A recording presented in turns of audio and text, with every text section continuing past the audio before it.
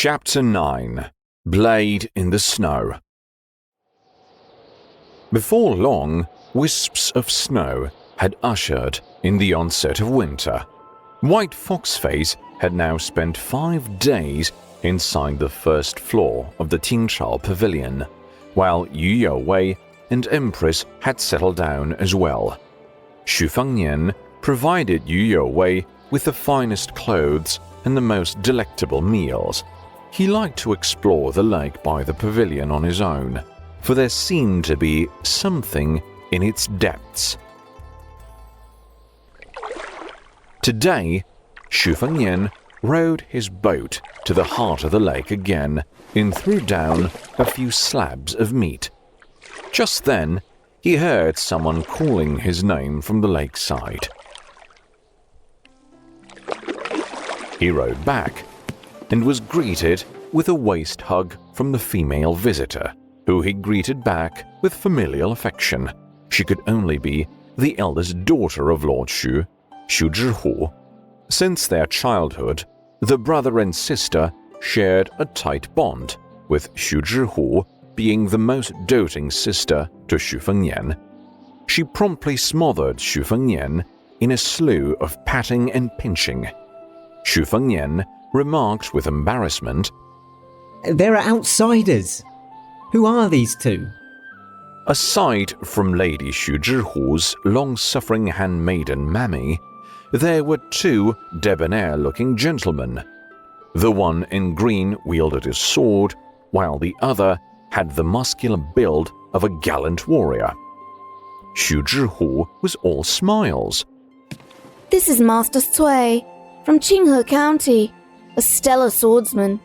And this is the chivalrous Master Zhang. They're both my benefactors." The 2 men bowed. Greetings, Your Highness. Xu Fengnian smiled.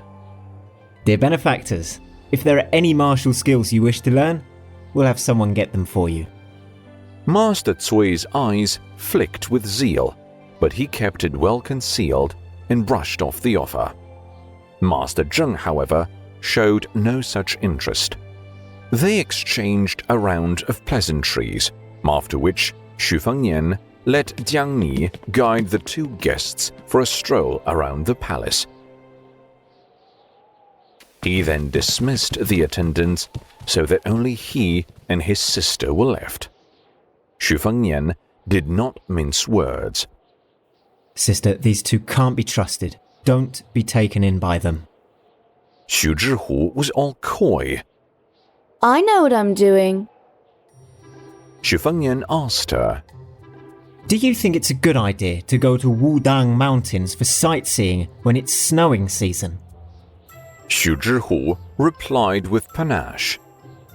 "Since that heartless wimp wanted to seek sagehood, let him be a loner all his life. Do I look like some thick-skinned desperado? I'd forgotten such a person ever existed before you mentioned him." Xu Fengnian let out a short hum and no longer went near any prickly topics. Turning on the charm, Xu Zhihu chirped. "Next to you, all the men in the world are mere bores unworthy of attention." Xu Fengnian replied in mock dejection, Alas, we're siblings.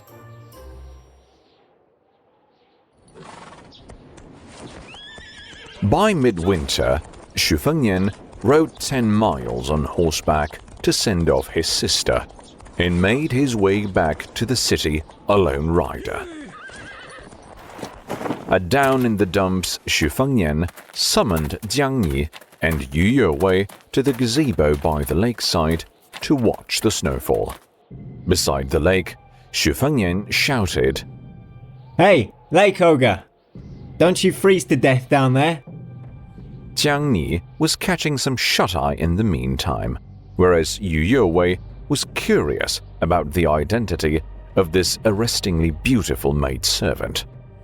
Just then, a streak of white rainbow seemed to burst out of the tower. It was White Foxface, brandishing both Nivy sword and Tonatra sword simultaneously for the first time. navy sword measured a little over 2 cubits and weighed about 5 kilograms with a blunt tip.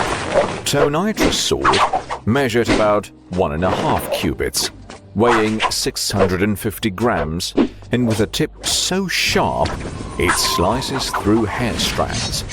Together, the two blades stirred up a mighty whirlwind of snow in breathtaking grandeur.